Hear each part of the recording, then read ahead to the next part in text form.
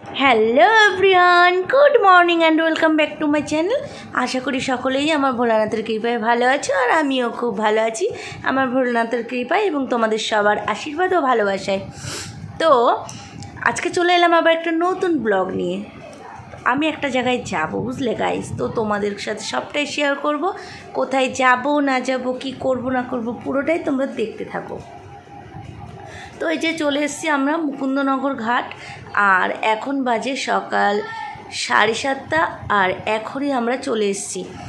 তো যাই হোক, আমরা গঙ্গা স্নান করতে এলাম, আমি, আমার ছেলে আর তোমাদের দাদাভাই, তিনজনে মিলে আমরা চলে এলাম গঙ্গা স্নানে। যেহেতু আমাদের অসহজটা কেটেছে, আমরা পুজো দিতে পারছি না, তো সেহেতু আমরা গঙ্গা স্নানে চলে এসেছি। তো দেখো, মুকুন্দনগর ঘাটে তোমরা অনেকেই কম বেশি এসছো। এখানকার মন্দির, তারপরে মানে গঙ্গা, তোমাদেরকে আর আলাদা করে বলার কিছুই নেই, খুবই সুন্দর। তো আমরা সরাসরি চলে এলাম ঘাটে, একদম গঙ্গার ঘাটে স্নান করব। আগে স্নান করে নেব, তারপরে আমরা ধূপকাঠি মোমবাতি যা যা করতে হয় সেইগুলো সব করব, কারণ আমরা এখন কিছুই ছুঁতে পাচ্ছি না। তো তার জন্য আলাদা করে ওইগুলো কিনে নিয়ে আসিনি, এখান থেকে স্নান সেরে তারপরে আমরা ওইগুলো কিনবো। তো চলো দেখতে থাকো। আশা করছি আজকের ভিডিওটা তোমাদের ভীষণ ভালো লাগবে আর ভীষণ ভীষণ ইন্টারেস্টিং হতে চলেছে। প্লিজ কেউ স্কিপ করে একদমই দেখবে না, পুরো ভিডিওটা তোমরা দেখো, ভীষণ ভীষণ ভালো লাগবে।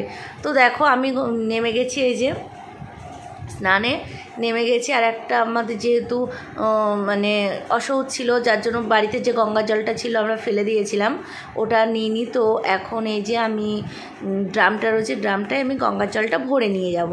তো স্নান পরপর আমি যে 3টে ডুব দিয়ে নিলাম, যেহেতু 3টে ডুব দিতেই হয়, তার কম দিতে নেই বেশি ছাড়া। তো ড্রামটা দেখো আমার কাকিমার ওই সামনে চলে এসছে। তো আমি কাকিমাকে বললাম, কাকিমা একটু ড্রামটা দাও না। তা দেখো, এখন না জোয়ার চলছে জানো তো, আর জোয়ারের জলে স্নান করা কিন্তু ভীষণই ভালো উপকার। আর শুনেছি সবাই বলে যে জোয়ারের জলটা নাকি ভীষণই ভালো।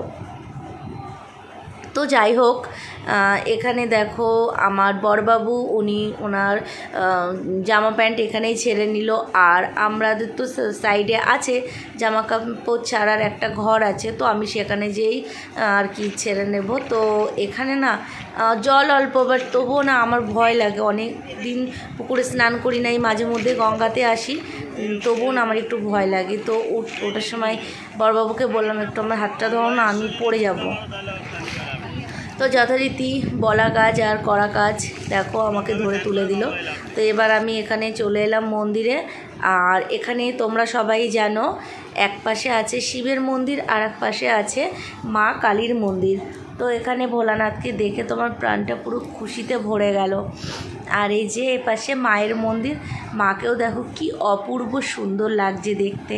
তো যেহেতু এখনও 12টা বাজেনি আর মায়ের পুজো তো শুরু হয়নি, সেহেতু আমরা শুধু ভোলানাথের ওখানটায় একটু টাকা দক্ষিণা দিলাম, আর এখানে ভোলানাথের কাছে একটু প্রণাম করলাম। আর এদিকে বড়বাবু দেখো করছে, ধূপকাঠি ধরাচ্ছে।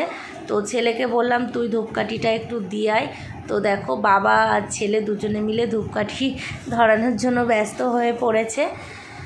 আর আমি ওদেরকে একটু ক্যামেরা ধরে দিচ্ছি, যেহেতু ওরা পছন্দ করে না, তবুও এইসব একটু ভালো লাগে বলো, এই সমস্ত ছোট ছোট মুহূর্তগুলো একটু যদি ক্যামেরাবন্দি করে রাখি, তো এইগুলো পরেও দেখতে পারবো, আর বেশ ভালোই লাগে।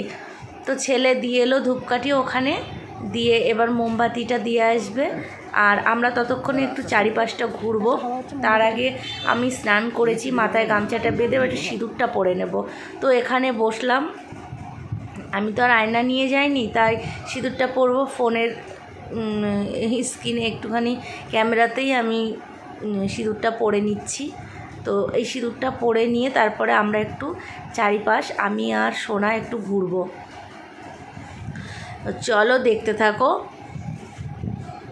সিঁদুরটা পরা কেমন হলো একটু ভালোই হয়েছে, বাট টিপটা একটু বড় হয়ে গেছে, কিন্তু কিছু করার নেই। এখানে তো আর আয়না নেই যে আমি ঠিক করে পরবো। তো ঠিক আছে, চলো, অসুবিধা নেই, মন্দিরে এসছি তো আর কোনো বিয়েবাড়িতে নেই যে সেজে গুজে যাবো। আর চুলটা তো প্রচণ্ড ভিজে গেছে, ধরো ডুব দিয়ে দিয়ে স্নান করেছি। হ্যাঁ, তো আমি এখানে ব্যাগটা নিয়ে নিলাম, এবার ফোনটাও নিয়ে নিলাম। চলো তোমাদেরকে চারিপাশটা দেখাই, আমার সাথে তোমরা একটু দেখে নাও। জানি অনেকেই গেছো, অনেকেই দেখেছো, তবুও যারা দেখোনি, যারা আসোনি এখানে, তাদেরকে রিকোয়েস্ট করব তোমরাও একবার এসে দেখে যাবে। জায়গাটা ভীষণ ভীষণ ভালো, মুকুন্দনগর ঘাট ভীষণ ভালো।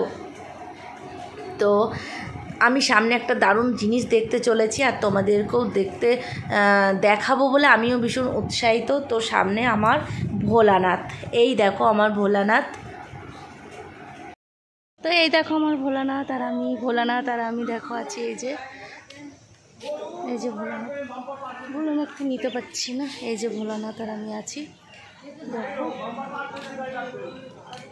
এই যে গজুবাবু, এখানে দেখো।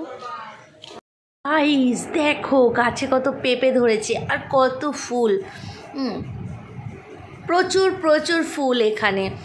আর এই দেখো হরিণ, আর এই যে এখানে সবাই পুরনো ঠাকুরগুলোকে এখানে দিয়ে যায়। আমরা গুটি গুটি পায়ে চলে এসেছি আমার ভোলা মহেশ্বরের কাছে। তো এখানে এই যে ভোলা মহেশ্বর। তো গাইজ, আমি আজকে ভীষণ ভীষণ খুশি যে আমার ভোলানাথকে আমি একটু নিজের হাতে ছুঁয়ে দেখব, একটু ভোলানাথকে একটু আদর করব।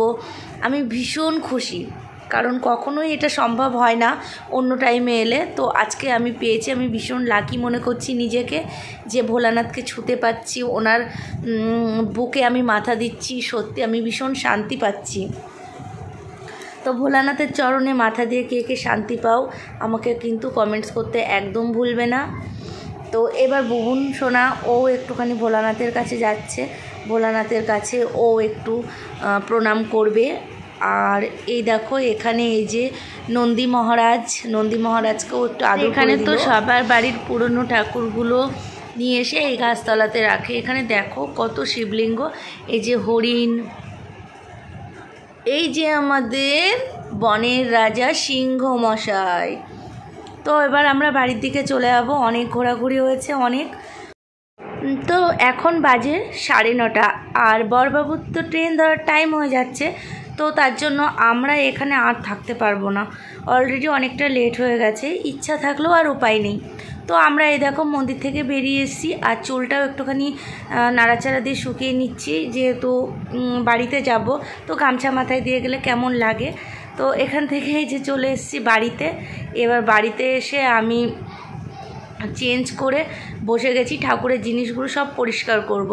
যেহেতু সমস্তটা পরিষ্কার করতে হবে, ধুতে সিংহাসনগুলো সব ধুয়ে মুছে, ঠাকুরগুলোকে সব ধুয়ে মুছে আমার পরিষ্কার করতে হবে। তো কতদিন পুজো দেওয়া না 15 দিন পুজো দেওয়া নেই। তো সব থেকে বড় কষ্ট কী বলো তো, আমরা তো যেটুকু যা খেতে পেরেছি 15 দিন, আমরা তো আর না খেয়েছিলাম না। তো আমরা তো খেয়েছি কম বেশি, সেই ঘি আলু সিদ্ধ ভাত খাই আর যাই খাই না কেন, মানে এই নিয়মটা না ভালো লাগে না যে আমরা খাবো আর ওনাদের কিছুই খেতে দেবো না। আমরা তো আর না খেয়ে থাকছি না বলো, আমরা তো যা হোক কিছু তো খাচ্ছি। এবার ওনাদেরকে একেবারেই কিছু দেওয়া হয়নি 15টা দিন, এটা আমার ঠিক ভালো লাগলো না। তো যা হোক, এই যে ঠাকুরের সমস্ত পোশাকগুলো আমি আলাদা আবার চেঞ্জ করব। ঠাকুরগুলোকে সমস্ত ধুয়ে ওনাদের স্নান করিয়ে পরিষ্কার করিয়ে সিংহাসন টিংহাসন মুছে তারপরে পুজো দেব। তো আমি এখানে সমস্ত পোশাক সমস্ত পরিষ্কার করে স্নান করিয়ে সিংহাসন মুছে তারপরে পুজোটা দিয়ে নেব। তো বন্ধুরা, আমার ব্লগটা আজকে এই পর্যন্তই। যদি ভালো লাগে প্লিজ লাইক কমেন্ট শেয়ার করতে ভুলো না। আর আমার চ্যানেলে যারা নতুন বন্ধু, তারা আমার চ্যানেলটিকে সাবস্ক্রাইব করে আমার পাশে থেকো। আর আমার যারা পুরনো বন্ধু, তারা যারা আমাকে সাপোর্ট করো, যারা আমাকে ভালোবাসো, তাদেরকে অসংখ্য ধন্যবাদ। তোমরা ভালো থেকো, সুস্থ থেকো। দেখা হচ্ছে আবার পরের ব্লগে। তো আজকের মতো ব্লগটা এখানেই শেষ করছি। Tata, bye bye.